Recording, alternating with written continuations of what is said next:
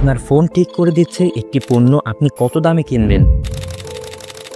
একই পণ্য কিন্তু অ্যান্ড্রয়েড ফোন থেকে কিনলে সস্তা আর আইফোন থেকে কিনলে দামি। কি বিশ্বাস হয় না? তাহলে ঘটনাটি শুনুন।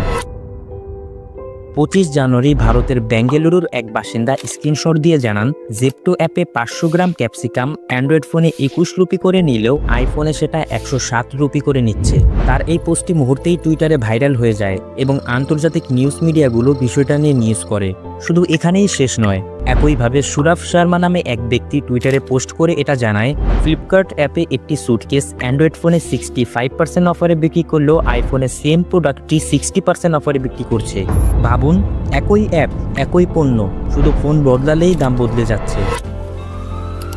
এ ধরনের ঘটনাগুলো আমাদের মাঝে নীরবেই ঘটে যাচ্ছে, অথচ আমরা এগুলো লক্ষ্যই করি না।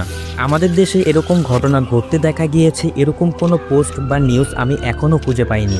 এর মানে এই নয় যে আমরা তাদের নিয়মের বাইরে পড়ি। আমাদের দেশেও হয়তো এরকম ঘটনা ঘটতেছে, কিন্তু আমরা এটাকে বেশি একটা গুরুত্ব দিচ্ছি না। আর এই সুযোগটাকেই পুঁজি করে স্মার্টফোন কোম্পানিগুলো চালিয়ে যাচ্ছে তাদের বিশাল এক বাণিজ্য।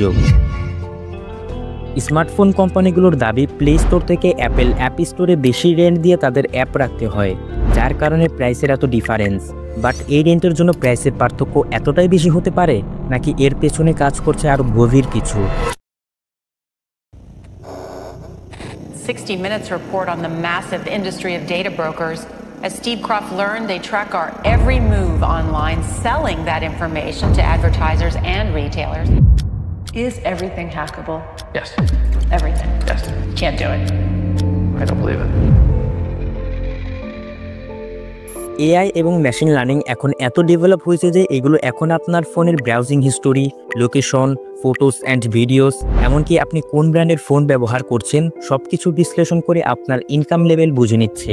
আজকের দিনে আইফোন ব্যবহারকারী মানেই রিচ, তাই তাকে বেশি দাম দেখানো হচ্ছে, এবং অ্যান্ড্রয়েড ফোন ব্যবহারকারী মানে মিড রেঞ্জ, তাই তাকে এক্স্যাক্ট দামটাই দেখানো হচ্ছে।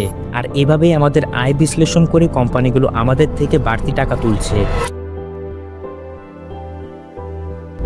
এখন পর্যন্ত আপনি যা জানলেন এটা একটুখানি অংশ মাত্র। আগামী পর্বে তাদের গোপন বাণিজ্য রিভিল করা হবে। ততক্ষণের জন্য আল্লাহ হাফেজ।